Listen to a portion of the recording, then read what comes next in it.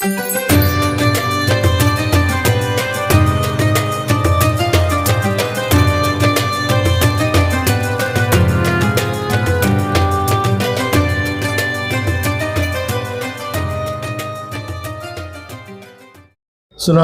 warahmatullahi wabarakatuh. Waalaikumsalam. Alhamdulillahilladzi hamdan katsiran thayyiban mubarakan fih kama yuhibbu rabbuna wa yarda. Asyhadu an la ilaha illallah wahdahu la syarika lah wa asyhadu anna Muhammadan abduhu wa rasuluh. Allahumma shalli wa sallim wa barik ala Muhammadin wa ala alihi wa ashabihi wa man tabi'ahum bi ihsanin yaumiddin. Fa ya ibadallah usikum wa nafsi bi taqwallah faqad fazal muttaqun. Qala ta'ala fi kitabil karim a'udzu billahi samii'il 'aliim minas syaitonir rajim. Ya ayyuhalladzina amanu taqullaha haqqa tuqatih wa la tamutunna illa wa antum muslimun. Alhamdulillah senantiasa kita diberikan kekuatan oleh Allah Subhanahu wa taala menjalankan ketaatan, menjalankan kewajiban kita sebagai seorang hamba. Karena sesungguhnya hanya Allah lah sumber segala kekuatan bagi seorang hamba.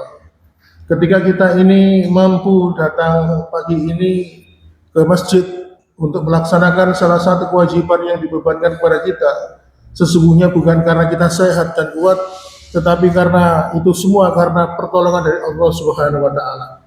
Dan ini terbukti banyak mereka yang badannya kekar, sehat jasmani, tetapi banyak di antara mereka yang tidak mampu melangkahkan kakinya menuju ke rumah-rumah Allah untuk melaksanakan salat berjamaah. Maka ketika kita ini diberikan kekuatan oleh Allah, maka kita harus bersyukur, kita harus meningkatkan iman dan takwa kita untuk membayar semua kenikmatan Allah yang diberikan kepada kita.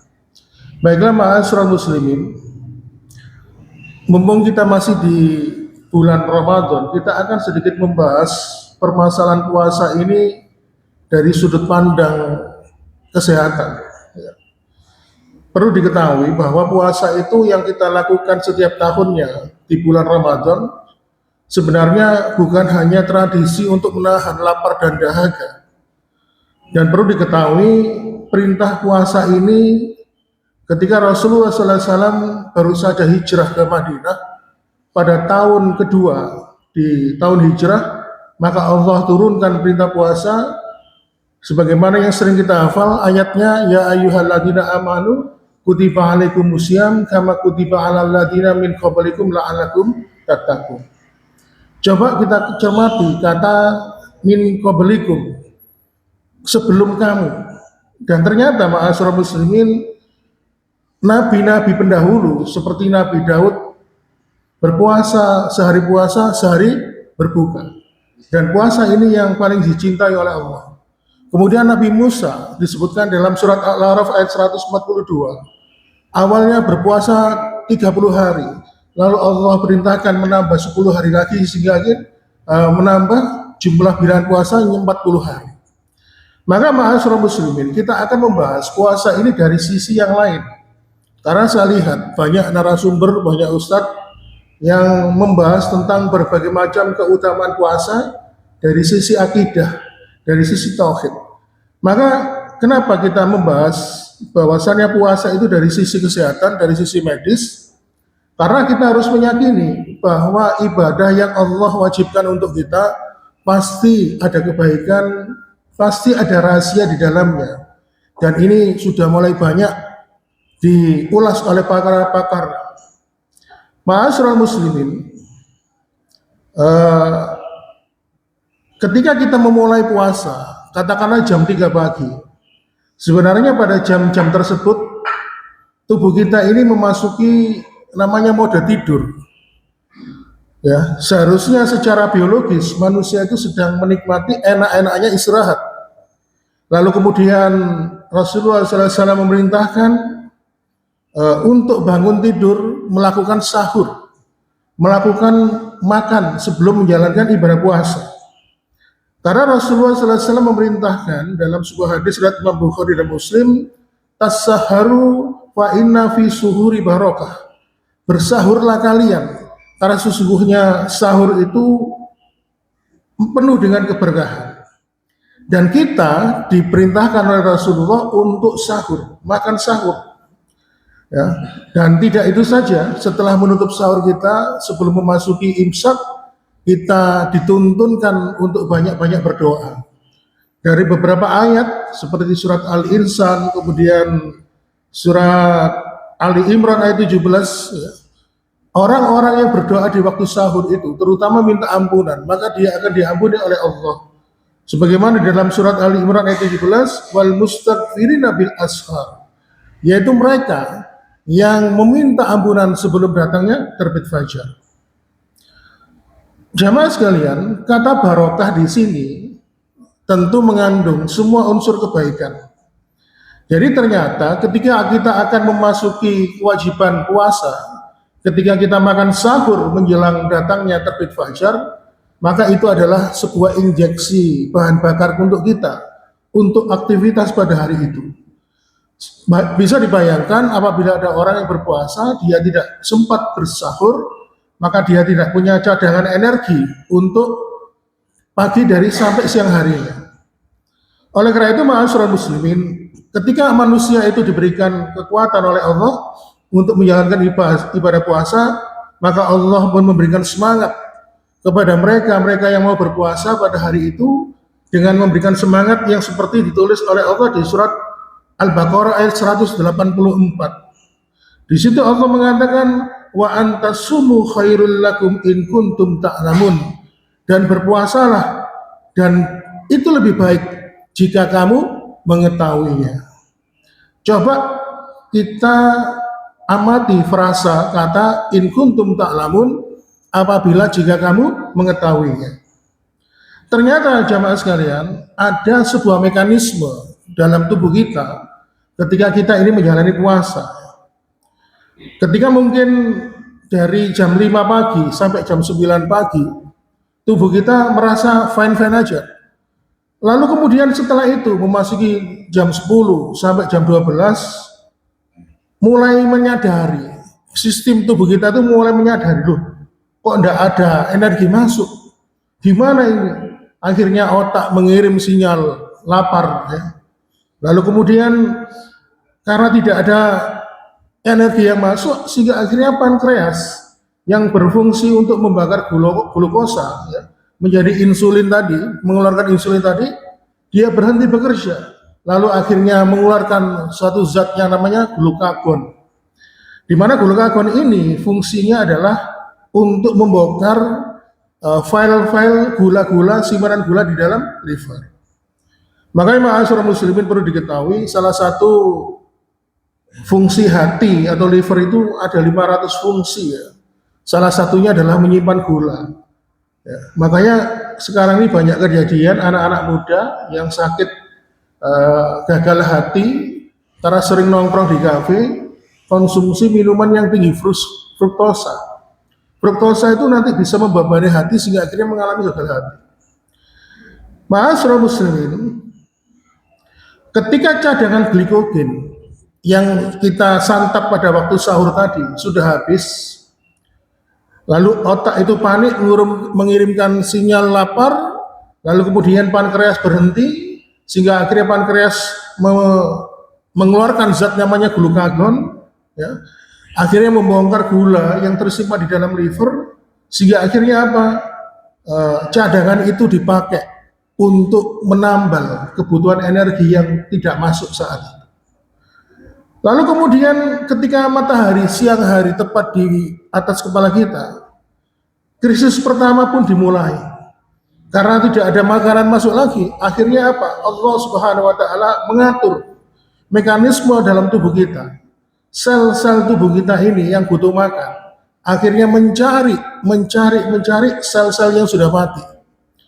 Lemak-lemak yang tersimpan di bawah kulit, ya. Kemudian mencari sel-sel kanker, bahkan sel kanker pun dimakan. Sehingga akhirnya apa? Muncullah di situ namanya metabolisme keton. Jadi keton ini adalah pemecahan dari sisa energi dalam tubuh kita. Nah, efek dari keton ini di pernapasan, aroma yang nggak enak, sehingga akhirnya apa?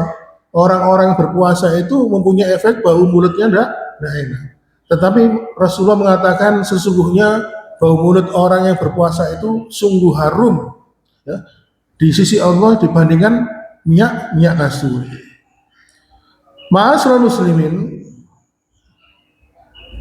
pada tahun 2016 seorang ilmuwan dari Jepang yang bernama Yoshinori Ohsumi, sampai penemuannya ini beliau memenangkan hadiah Nobel ya. Beliau membuat sebuah istilah namanya autofagi. Dari bahasa Yunani artinya auto itu sendiri, fagi itu makan. Jadi orang berpuasa itu autofagi, makan dirinya sendiri. Sel-sel tadi yang kelaparan berusaha mencari sel-sel yang mudah menua, protein-protein yang sudah lama tersimpan, lemak-lemak yang tersimpan di beberapa cadangan tubuh kita dibakar semuanya. Sehingga akhirnya sel-sel kita yang tadi kelaparan akhirnya seger kembali sehingga sel itu dapat diperbarui oleh tubuh kita. Oleh karena itu ma'asyiral muslimin, ini menunjukkan bahwa puasa itu adalah bentuk cara Allah untuk mensetel ulang tubuh kita. Maka ketika matahari sudah condong ke barat, sudah mendekati waktu maghrib, kita semakin tenang, kita semakin rileks ya. Lalu kemudian disitulah Rasulullah SAW menyampaikan apabila datang bulan Ramadan, sesungguhnya pintu neraka ditutup dan pintu surga dibuka dan setan-setan dibelenggu. Maksudnya adalah ketika orang itu menahan pintu setan masuk-masuk, yaitu dengan lapar, maka dia mendapatkan keterangan. Karena sesungguhnya setan itu masuk ke dalam aliran tubuh manusia itu melewati peredaran darah. Maka stoplah perjalanan setan itu dengan menahan lapar. Ma'asyiral muslimin, karena selama ini cara kerja setan itu adalah membangkitkan hawa nafsu manusia. Dengan cara apa? Membangkitkan kinerja sistem limbik. Jadi di dalam tubuh kita itu ada berbagai macam sistem ya. Ada sistem endokrin, sistem hormon, ada sistem peredaran darah, ada sistem pencernaan, sistem pernafasan.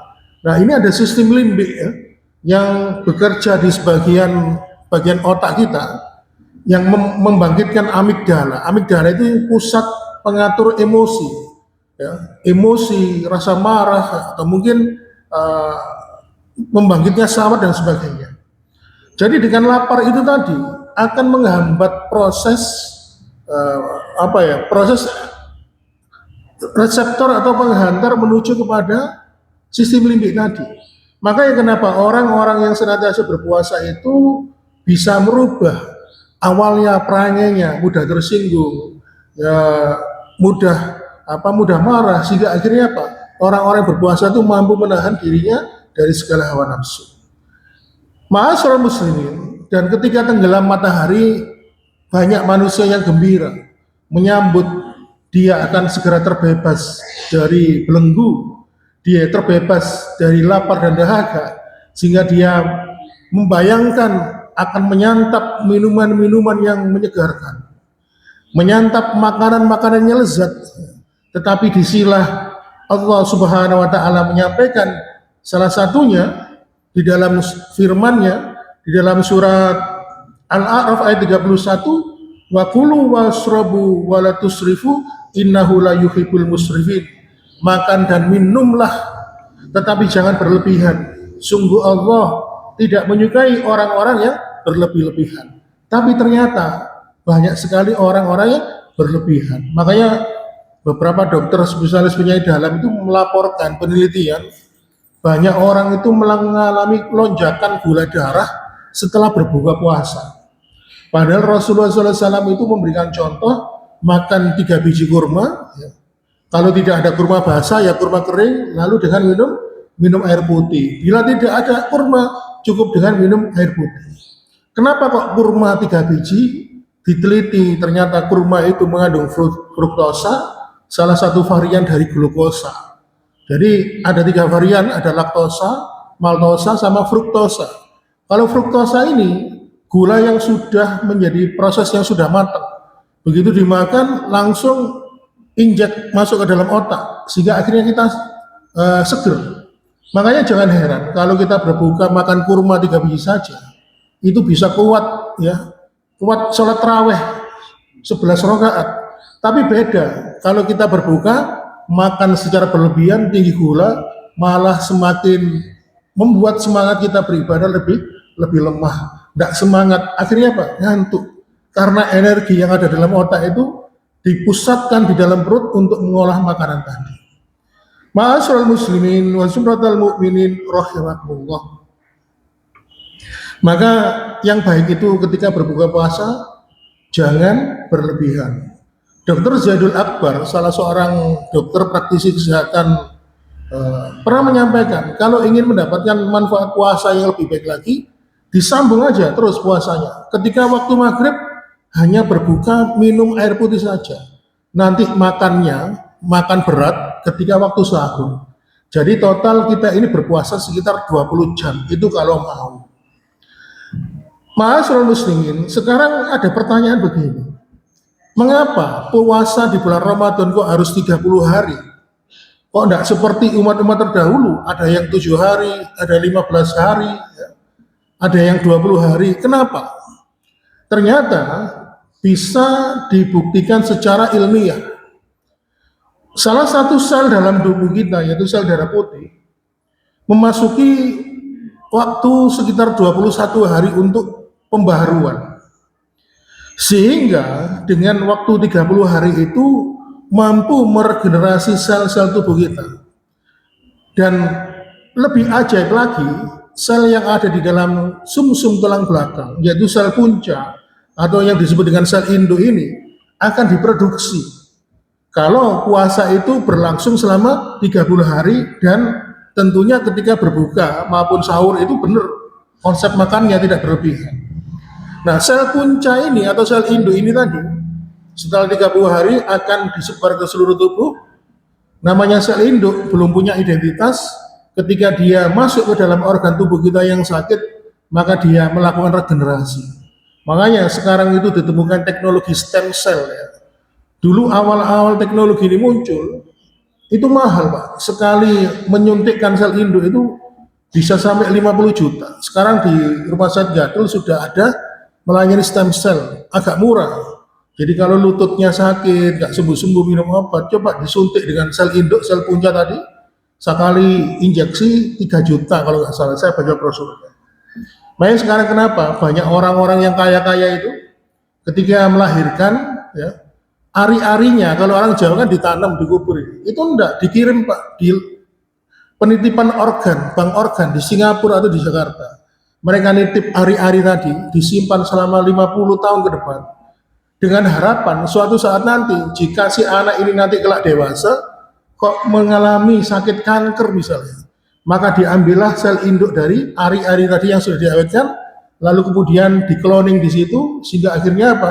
Memperbarui sel kanker tadi sehingga akhirnya menjadi sembuh. Nah, ini ternyata stem cell itu, teknologi stem cell sudah disebutkan dalam Al-Quran. Makanya jangan heran bahwasannya agama kita adalah agama yang sempurna. Segala sesuatu yang diperintahkan oleh Allah itu mengandung kebenaran dan kebaikan bagi yang menjalankannya. Oleh karena itu, ma'asyiral muslimin wa sumratal mu'minin rahimakumullah, itulah kenapa kalau kita ini berpuasa dibutuhkan waktu selama 30 hari dengan harapan kalau puasa kita benar mulai dari sahurnya sampai berbukanya, maka justru kita akan mendapatkan tubuh kita ini tubuh yang baru, yang sehat ya. Dan tentunya kita akan semakin menjadi hamba-hamba yang berkualitas di hadapan Allah Subhanahu wa taala. Tetapi dari sisi spiritualitas jangan lupa Rasulullah SAW pernah mengaminkan doanya malaikat Jibril. Salah satu doanya adalah sungguh celaka, sungguh rugi apabila ada orang yang memasuki bulan Ramadan hingga sampai keluar dari bulan Ramadan dia tidak mendapatkan ampunan dari Allah Subhanahu wa taala. Atau bisa jadi dia masuk bulan Ramadan hingga keluar dari bulan Ramadan dia tidak mendapatkan manfaat dari puasanya. Oleh karena itu, inilah kenapa kita harus mempelajari bahwasannya segala perintah Allah yang dibebankan kepada manusia pasti di dalamnya itu mengandung kebaikan. Sedangkan setiap larangan Allah pasti mengandung keburukan bagi hambanya. Kita dilarang, eh, Rasul mencontohkan setelah Isya nggak usah nunggu malam, nggak usah nunggu begadang, langsung tidur. Sudah ada penelitiannya, Pak. Kenapa kita tidak boleh minum minuman keras? Ya, ternyata diteliti, minum minuman keras itu merusak organ hati, ya. Bisa merusak liver ya. Liver itu fungsinya, menurut para ahli itu ada 500 fungsi. Kalau misalnya kita bernapas, paru-paru kita itu dua fungsi, menyerap oksigen, lalu terjadi proses perfusi atau pertukaran gas, sehingga akhirnya oksigen tadi dimasukkan dalam aliran darah. Kalau kita jantung kita, fungsinya hanya memompa darah, menyebarkan seluruh tubuh. Pencernaan, fungsinya hanya menyerap makanan, tapi kalau liver ada 500 fungsi. Salah satunya menetralkan racun, menyimpan gula, cadangan energi dan sebagainya. Makanya puasa ini sungguh baik untuk kesehatan. Dan ternyata ibadah puasa ini sudah banyak diresepkan oleh para ahli kesehatan, salah satunya menggunakan metode intermittent fasting. Intermittent fasting itu hanya makan 1 kali sehari, lalu boleh minum air putih bebas, dan ini kalau ingin mendapatkan hasilnya, biasanya minimal dilaksanakan selama 3 bulan. Maka penyakit-penyakit sindrom metabolik insya Allah akan terjadi perbaikan. Baiklah jemaah sekalian, ini pembahasan kita memandang dari puasa, memandang dari sisi yang lain, dari sisi kesehatan. Semoga kalau kita memahami pembahasan ini semakin memberikan semangat kepada kita bahwa apapun syariat yang dibebankan oleh Allah untuk hambanya pasti mengandung kebaikan dan kebenaran. Mudah-mudahan kita bisa mengambil manfaat dari ibadah kita dan kita dijadikan oleh Allah menjadi hamba-hamba yang senantiasa mendapatkan kekuatan untuk istiqomah dalam ketaatan dan ibadah. Kita tutup pertemuan pagi hari ini dengan doa kafaratul majelis. Subhanakallahumma wa bihamdika asyhadu an la ilaha illa anta astaghfiruka wa atubu ilaik. Wassalamualaikum warahmatullahi wabarakatuh.